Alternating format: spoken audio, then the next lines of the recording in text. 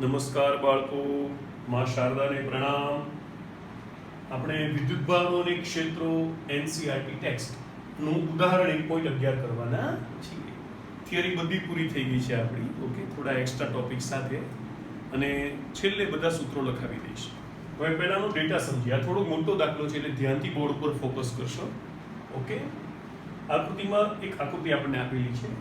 વિદ્યુત ક્ષેત્રના ઘટકો Ex equals to alpha x raised to 1/2 Ey અને Ez 0 આપ્યા. એનો મતલબ શું થયો બાળકો? કે વિદ્યુત ક્ષેત્ર x ડાયરેક્શનમાં છે અને આલ્ફાની વેલ્યુ આપી છે. આ ચલાન છે ને 800 ન્યૂટન. સી આનો એકમ હોય ન્યૂટન પર કુલમ, બરાબર? અને આ મીટરની 1/2 ઘાત નીચે આવે એટલે newton upon coulomb into metre raise to 1/2. તો આમાં ફ્લક્સ શોધવાનું છે. આ ઘન સમઘનકો કે ઘનકો અને અંદર રહેલો વિદ્યુતભાર ગણવાનો છે. બાજુનું માપ આપ્યું છે 0.1. આકૃતિ રકમમાં આપી છે. ઓકે, એટલે આ ડિસ્ટન્સ પણ a છે અને બાજુનું માપ પણ a છે. આવું આપ્યું છે. હવે આપણે શું કરીએ? પહેલા જે 6 બાજુઓ છે નંબરિંગ આપી દીધા, બરાબર? આને કીધું આ બાજુની બાજુ છે ને 1 કીધું, પહેલી બાજુ છે ને 2 કીધું, પછી પાછળની બાજુ છે ને 3 કીધું, સમઘનની પાછળની બાજુ, સમઘનની તમારી સાઈડ આવે ને 4 કીધું, ઉપરની બાજુને 5 કીધું અને નીચેની બાજુને 6. આવું નંબરિંગ આપી દીધું. ઓકે, હવે આજે ફ્લક્સ આની સાથે સંકળાયેલું ફ્લક્સ ગણવું છે, બરાબર કે નહીં? તો એને ફ્લક્સ 1 કહેવાય. હવે આ લેફ્ટ હેન્ડ સાઈડ છે એને ફ્લક્સ L કહેવાય. ઓકે, તો ઇક્વલ્સ ટુ શું આવશે? બરાબર ને? વેક્ટર EL ડોટ આનું ક્ષેત્રફળ. હવે જો બાળકો, આનું ક્ષેત્રફળ છે એ દર્શાવતો એકમ, એની દિશા દર્શાવતો એકમ સદિશ NL કેપ છે, રકમમાં આપેલો છે. ઓકે, એટલે આપણે કહીએ therefore phi1 or say phi left equals to, હવે જો વેક્ટર ડેલ્ટા SL છે ને એવું કહેવાય delta SL into NL cap. Okay, તો આપણે લખીએ EL ડેલ્ટા SL. હવે જો વેક્ટર E અને NL કેપ પરસ્પર વિરુદ્ધ દિશામાં એટલે cos 180 થાય. હવે E લેફ્ટ એટલે આને માટે E નું મૂલ્ય તો અહીંયા x બરાબર a મૂકવા પડશે. એટલે alpha x left raise to 1/2 અને x લેફ્ટ એટલે a છે. તો આલ્ફાની વેલ્યુ 800 છે, a રેઝ ટુ 1/2 અને EL નો એકમ હોય ન્યૂટન પર કુલમ, બરાબર? એટલે આને આપણે હાથોડા ફેરવી દઈએ, આપણે E લેફ્ટ મળી ગયું. હવે એને આપણે ફ્લક્સ લેફ્ટ મેળવી, બરાબર ને? તો જો EL ની વેલ્યુ કેટલી છે? 800, a રેઝ ટુ 1/2. ઓકે, હવે આ ક્ષેત્રફળ કેટલું? તો કે સમઘનની બાજુનું ક્ષેત્રફળ a² થાય. લેફ્ટ હેન્ડ સાઈડ ગણો, કોઈ પણ બાજુ ગણશો, ચોરસનું ક્ષેત્રફળ પ્રમાણે a² થાય. એટલે અહીંયા લખી નાખ્યું ડેલ્ટા s. હમણાં તો રાખ્યું ડેલ્ટા s, આનું નામ રાખ્યું ડેલ્ટા s. cos 180 ને કીધું -1, બરાબર? બધી બાજુના માપનું ક્ષેત્રફળ a² આવશે એટલે એવું રાખી દીધું. હવે આ કેવું થઈ ગયું? જો phi left equals to 800. હવે જો cos 180 નો માઈનસ આગળ લઈ લો એટલે -800 થઈ જાય, બરાબર? આ a raised to 1/2 અને ડેલ્ટા s ની કિંમત a². એકમ તો આપણને આવડે જ છે, ન્યૂટન પર કુલમ ઇન્ટુ મીટર સ્ક્વેર. અને phi left કો કે phi 1.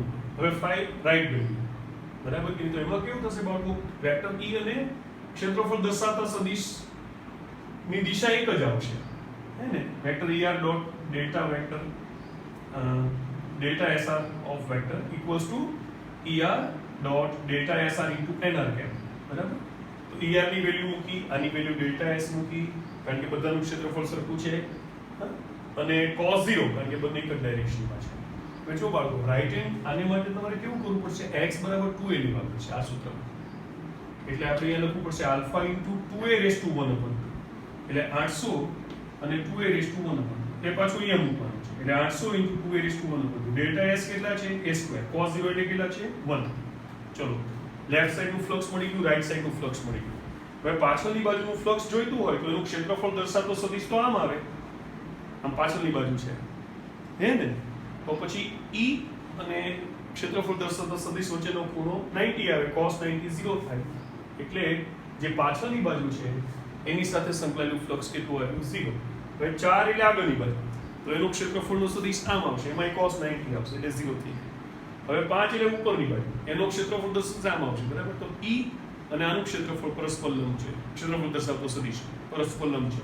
એટલે એમાં પણ એ ભૂસી નાખું છું.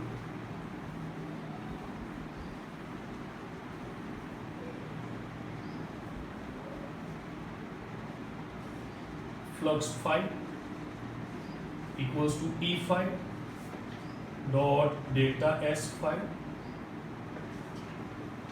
equals to E5 delta S 5 કહો તોય ચાલે, delta S લખી નાખો તોય ચાલે, cos 90 that is 0.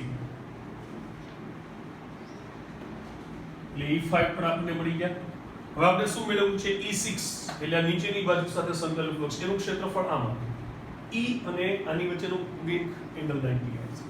એટલે 5 6 equals to E6 dot delta S6 બરાબર E6 delta S cos 90 બરાબર 0 ન્યૂટન પર coulomb into metre square. Okay, હવે કુલ ફ્લક્સ કેટલું થઈ ગયું કહો?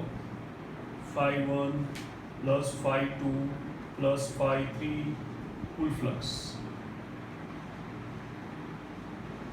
plus phi4 plus phi5 plus phi6.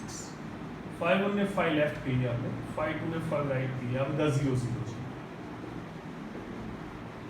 માટે phi બરાબર, હવે જો વેલ્યુઝ મૂકીએ બરાબર કે નહીં? હા, હવે આમાં છે ને 800 અને a² કોમન નીકળી જશે આ બંનેમાં, અને આવશે માઇનસ રૂટ a અને રૂટ a કે, અને આમાં 800 અને a² બહાર નીકળી ગયા, આમાં આવશે પ્લસ રૂટ 2a બરાબર.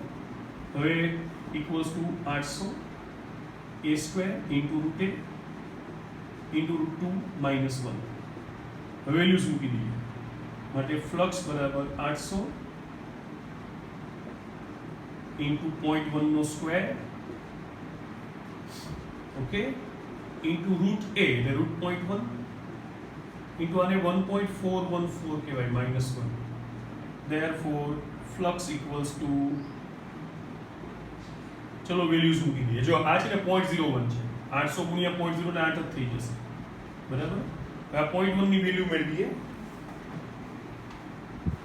બરાબર. 0.1 નું સ્ક્વેર રૂટ 0.316 આવે, 0.3162 આવે. આ છે ને બાળકો 0.414 આવશે, 0.414 યુનિટ આવશે ન્યૂટન પર coulomb into metre square. Okay, equals to, ચલો મલ્ટીપ્લિકેશન કરી નાખીએ બરાબર, ઇન્ટુ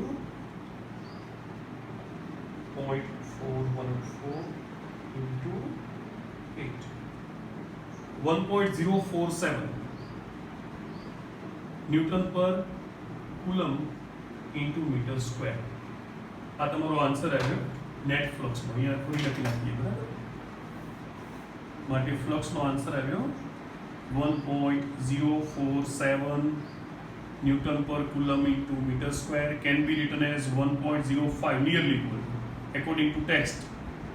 ઓકે, ન્યૂટન પર કુલમ ઇન્ટુ મીટર સ્ક્વેર. હવે શું કરવું છે બાળકો? ગાઉસના નિયમ પરથી વિદ્યુતભાર મળશે. ગાઉસના નિયમ પરથી ફ્લક્સ બરાબર sigma q upon epsilon naught, therefore sigma q બરાબર flux into epsilon naught, therefore sigma q બરાબર ફ્લક્સ કેટલું આવ્યું છે 1.05 લઈ લઈએ ઇન્ટુ એપ્સિલોન નોટ, એની વેલ્યુ કેટલી છે 8.854 into 10⁻⁻12 equals to 1.05 into 8.854, that is 9.2967 into 10⁻⁻12 coulomb can be written as 9.3 into 10⁻⁻12 coulomb. Okay, એટલે ઘેરાતો વિદ્યુતભાર જે છે આપણા સમઘન વડે એનો જવાબ પણ આવી ગયો. દાખલો ધ્યાનથી કરજો. Okay, by.